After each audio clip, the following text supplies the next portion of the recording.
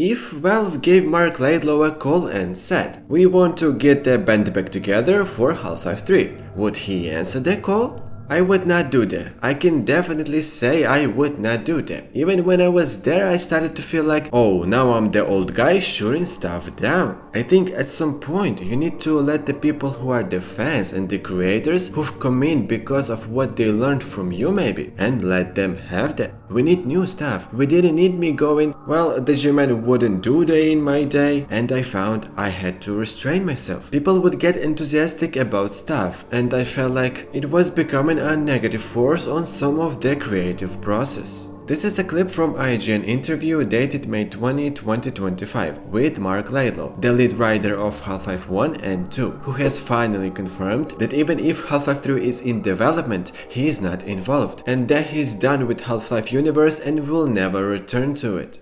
Guys, over the past year, the hype around Half-Life 3 has been bigger than anything we've seen since episode 2. At this point, there's almost no doubt the game is real. Everything points to it. From the ending of Half-Life Alyx, which made it clear a continuation is coming, to the big anniversary celebrations of the first two games with major updates, and even documentaries about development featuring nearly the whole old dev team. So it's pretty clear. Valve wants to reintroduce the classics to a new generation of gamers before Half-Life 3 drops. So even without insiders, it's becoming clear that Gordon Freeman's next chapter is just around the corner. And I haven't even mentioned the mysterious tweet from G-Man himself at the start of 2025, hinting that something is on the way. So the question isn't really whether Half-Life 3 is in development, it's when they'll finally announce it. But this video isn't about that. Today I want to talk about something I'm sure a lot of fans are wondering. Will this really be the Half-Life 3 we've been waiting for all these years? Or it's too late and the ship has already sailed? You know, after all the drama with the Episode 3 fanfic, the so-called script for Half-Life 2 Episode 3 that Marc posted on his blog after leaving Valve, and the fact that Laidlaw still hasn't played Half-Life Alyx, saying stuff like, I don't ever need to see another Combine soldier again, not even in VR. The last place on Earth he'd ever want to go back to is CD17. Well, it's pretty clear, Marc is just burnt out from the Half-Life universe. But over the last couple of years, with those documentaries about development of Half-Life 1 and 2, where Laidlaw actively participated, I still kind of hoped he'd come back to help finalize Gordon Freeman's story. Not as the lead writer, of course, but maybe as a mentor, someone keeping an eye on the process. But as it turns out, no. Laidlaw has chosen to put a full stop on the matter, saying, I'm one of the older guys, maybe not the oldest, but it's so much work. I mean, I don't think I could do that anymore. And that really got me thinking, what kind of Half-Life 3 are we going to get without the guy who spent years building up the Half-Life universe as we know it today? This question first started bothering me when Half-Life Alyx came out. Then I realized even if Half-Life 3 ever does get released, it's going to be a completely different Half-Life. Because the voice actors are different, and some of them have even passed away, like Robert Guillaume who voiced Eli, may he rest in peace. Honestly, they should just put Michael Shapiro and Harry S. Robbins into stasis, because if G-Man and Kleiner end up being voiced by other actors, then we don't need that kind of Half-Life 3. On top of that, a lot of the level designers have long since left Valve. So yeah, Half-Life 3 will inevitably be different. We already saw that with Alyx, which completely lost Half-Life's charm. On one hand, it was still good old Half-Life in some ways, but the feeling wasn't the same. The atmosphere wasn't there. CD17 felt different. Characters we knew well felt like strangers. And no, VR has nothing to do with it. The real issue is that the tone of the game had changed, and it changed for many reasons. New voice actors, a new composer, new writers, different level and art designers. Art designers, by the way, clearly broke the authenticity of CD17 by throwing all these Russian signs everywhere. There's even a scene in a zoo where the tour guide is speaking Russian. And I'm not saying this just because of the full-scale Russian invasion of Ukraine. It felt strange way back in 2020 when the game came out.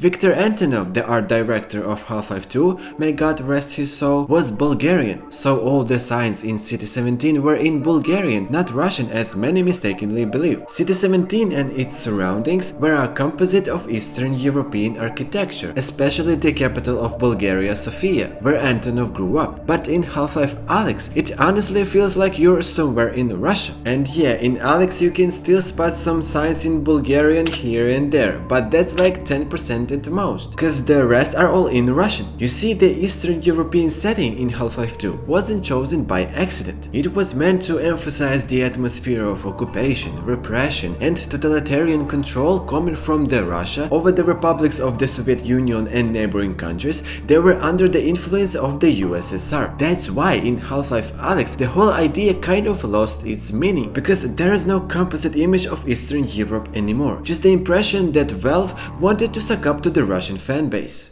Yeah, I've always wanted to go to too, but I haven't been to Russia yet. I'd love to go.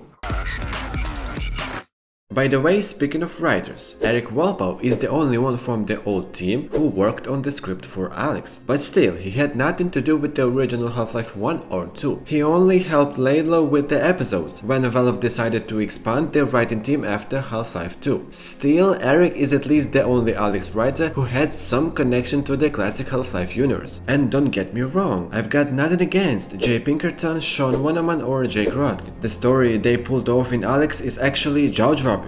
The way they managed to reframe the ending of episode 2 and logically tie all the storylines together, it's fantastic. Half-Life as a series needed to take that risk. It needed new blood, people who could pull the story out of its dead end. Laidlaw himself once admitted that he had a rough idea of how to wrap up the story in episode 3, and after that, he planned to pass the torch of Half-Life's future to a new generation. But as became clear in the Half-Life 2 documentary, episode 3 was never realized because it was just too raw. What I'm getting at is that, one way or another, the future of the Half-Life series was going to be without Laidlaw anyway. Although it's worth mentioning that not long before Marc left Valve, he was the lead writer of VR project called Borealis. It was supposed to tell the story of the infamous Aperture Science icebreaker first mentioned back in the episodes. But as Laidlaw himself said, it was too early to be building anything in VR. So whatever the case, it just proves that everything has its time, because a few years later we did get Alyx, although without Laidlaw. And that's the natural order of things, to pass the initiative to someone else when you're no longer able to finish the story yourself. But the thing is,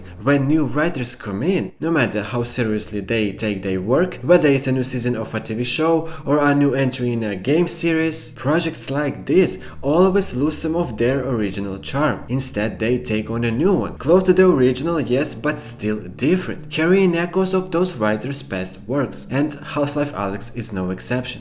Like I said before, the game lost Half-Life's unique charm and instead picked up more of a Portal vibe. Most of the dialogue in Half-Life Alyx doesn't feel like Half-Life writing at all. It feels like Portal writing, and that's not surprising, considering Jay Pinkerton and Eric Walpole, who were also the writers behind the Portal games. The humor in Alyx is straight up Portal style, and even Alyx herself, along with her brand new companion Russell, feel like they could have stepped right out of the Portal universe. On top of that, the way Jumain's lines are written compared to Half-Life 2 is noticeably weaker. He lost a lot of the mysterious, almost otherworldly presence and started speaking in much simpler, more straightforward way. And I've got nothing against the Portal games, it's one of my favorite series, but Portal is Portal and Half-Life is Half-Life. I still remember reading one of Laidlaw's interviews where he said he wasn't exactly thrilled about the idea of merging the Half-Life and Portal universes.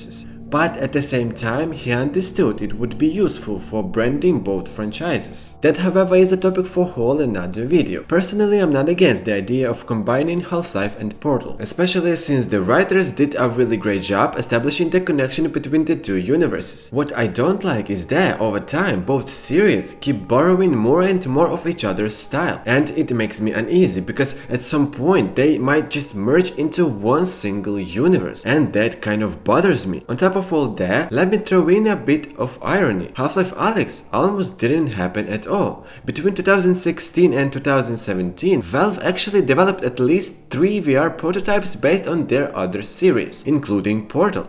But since Portal's gameplay style would have been way too disorienting in VR, they realized that Half-Life was a much better fit for virtual reality. Plus, Eric Walpole and Jay Pinkerton had also left Valve about a year after Laidlaw's departure, turning down the offer to work on the Alyx project. So from 2017 to 2018, the script was being written by a guy named Rob Yescombe, but after some internal playtests in 2018, the rest of the dev team wasn't impressed with the story. That's when, as I assume, Gabe somehow convinced Walpole and Pinkerton to come back and rewrite the whole thing, because aside from Laidlaw, they were basically the only ones from the old Valve writing team who still had any real understanding of the classic Half-Life universe. And there were no consultations with Marc about Alyx's story, despite what many people had claimed before. So taking into account everything I've just laid out, Valve's return to the Half-Life universe feels more like a coincidence than a deliberate decision, which brings us to the next point. No matter how great Half-Life Alyx turned out to be, it's still an artificially created product. On top of that, back then, the devs weren't ready to take the risk of making a full-fledged Half-Life 3 in VR. So they went with the safer option, a prequel to Half-Life 2. The result was a completely rewritten storyline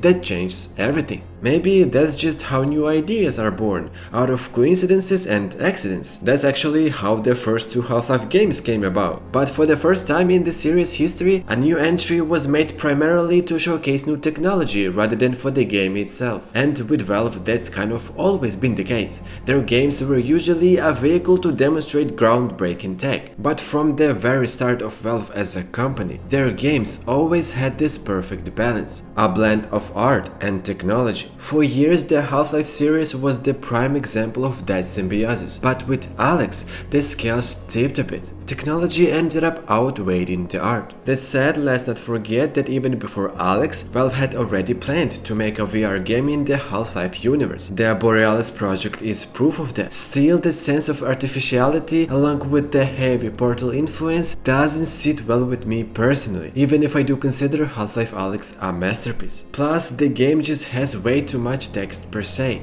I get it, making Alyx a silent protagonist would have been pretty dumb, but stuffing her with tons of monologues and sometimes unfitting lines wasn't really necessary either. As Laidlaw himself said in his recent interview, people think of me as you can come in and write a bunch of stuff for a game. I'm like, do you notice how little writing there was in Half-Life? And that's the point. There wasn't much dialogue at all, but every single line was worth its weight in gold, showing up only when it truly mattered. The rest of the story was told by the game's own universe, its locations, scripted sequences, and those little touches of environmental storytelling. You see, Marc had this literary style of writing, and it shaped how the story was presented in the early games. He once said his contribution to Half-Life was adding old storytelling tricks, and that he used the first-person shooter gameplay as a starting point for telling the story. Marc is well known for his archaic phrases, and for the double meanings you could read between the lines. Like, Half-Life wasn't just a game at all, but his next novel. That's why the universe feels so immense, so mysterious,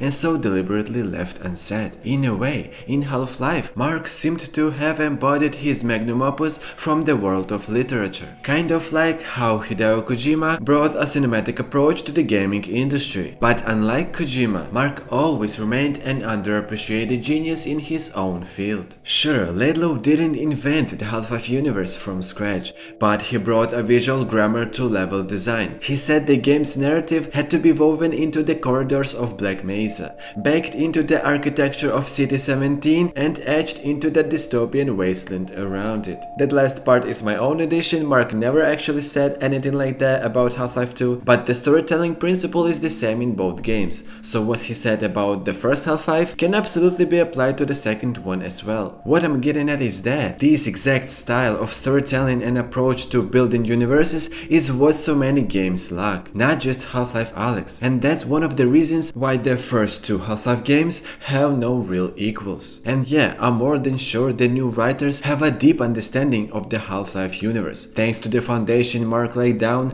other talented authors can build their own stories on top of it, and will still get an incredible continuation no matter what. And I think, or at least I really hope, that the writing team of Half-Life 3 will finally bring to completion some of the ideas and concepts Laidlaw himself never got the chance to fully realize. Because as we saw with Alyx, certain story elements clearly echoed Laidlaw's Epistle 3. But the fact remains, Marc's old concerns about merging the Half-Life and Portal universes are indeed coming true, and his style of writing will be sorely missed in Gordon's final adventures. Cause in the end, no one had a deeper understanding of the Half-Life universe than Marc Laidlaw himself. But he already said his final word, and sadly, it can't be any other way. Too much time has slipped by. Take Meryl Dandridge for example. She voiced Alyx in Half-Life 2 and the episodes, and she was even brought back for the early recording sessions of Alyx. But the test showed that the character needed a younger sounding voice, since in the story, Alyx is still the same age as in Half-Life 2. But unfortunately,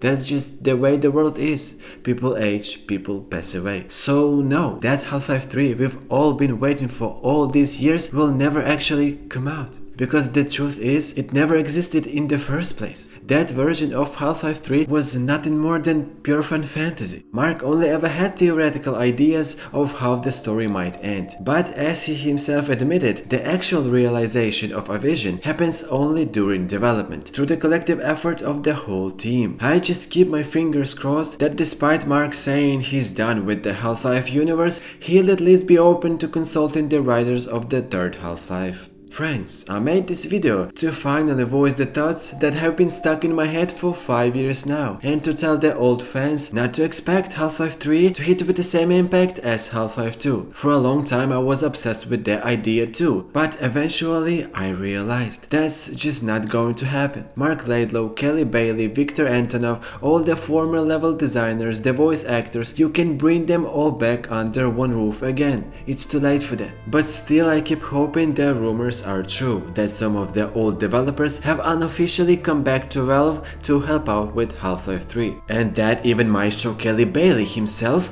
might return to composing. If that really happens, then we'll finally get something really close to that Half-Life 3 we've all been waiting for.